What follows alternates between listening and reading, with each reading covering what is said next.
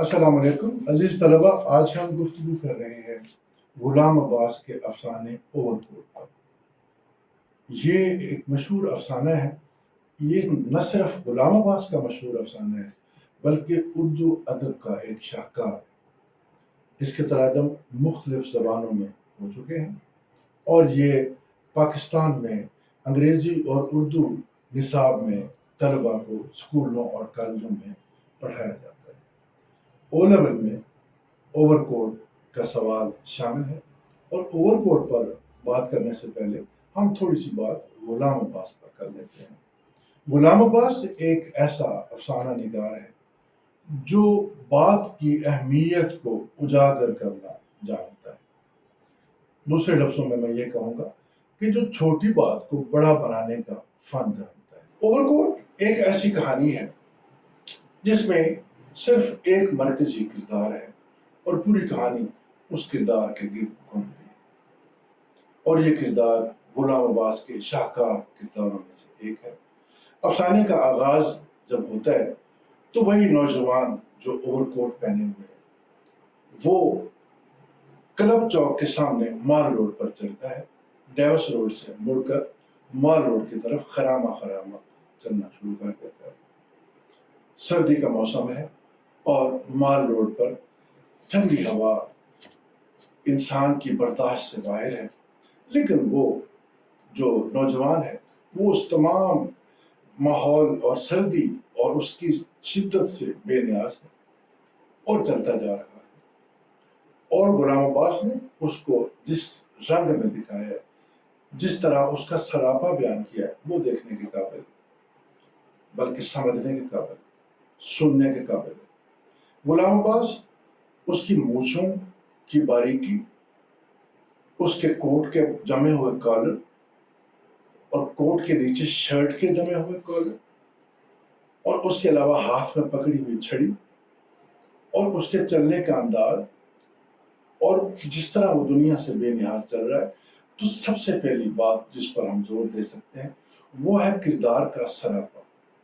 اور اس میں ایک جملہ غلام عباس بولتے ہیں کہ اس کی چنچالی چال،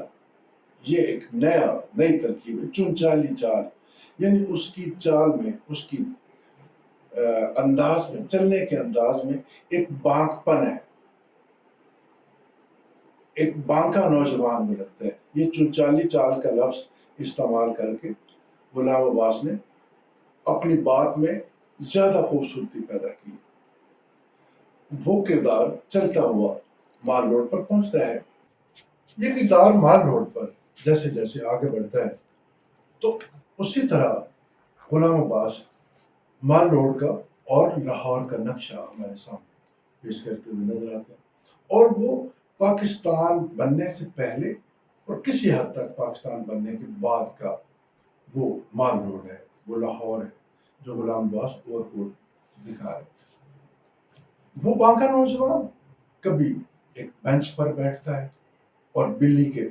کمر پر ہاتھ پھیرتے ہوئے اسے کہتے ہیں وہ لٹل سول۔ کبھی وہ ایک کتابوں کی دکان پر جاتا ہے جہاں کتابوں کی برق گردانی کرتا ہے، اور دکاندار کو ایسا ہی معلوم ہوتا ہے کہ ابھی یہ میری بہت ساری کتابیں خرید۔ پھر وہ ایک موسیقی کی دکان پر جاتا ہے جہاں سے وہ گیتوں کی فہرست مانگتا ہے۔ تو اس کا لباس، اس کا حلیہ، اس کا گیٹ اپ دیکھ کر تمام دکاندار اس کی طرف لپکتے ہیں، اس کو پروٹوکول دیتے ہیں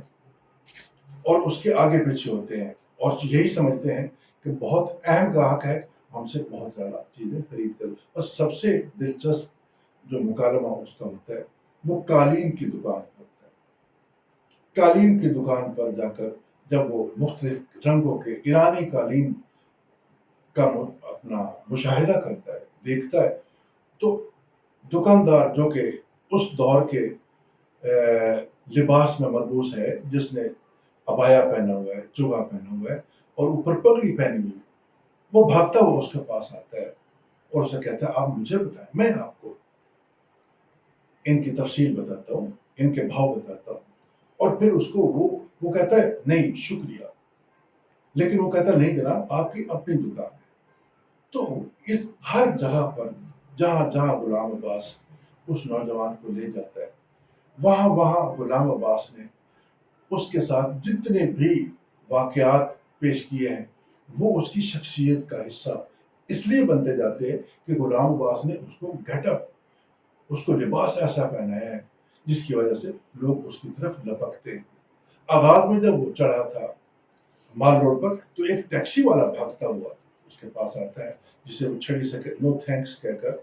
آگے گزر جاتا ہے۔ ایک تانگے والا بھاگتا ہوا آتا ہے، اپنے گھوڑے کو سر پٹکاتا ہوا اس کے پاس آتا ہے، لیکن وہ اس پر بھی نہیں بیٹھتا، وہ ہر چیز سے بے نیاز ہے اور آگے چلتا رہتا ہے،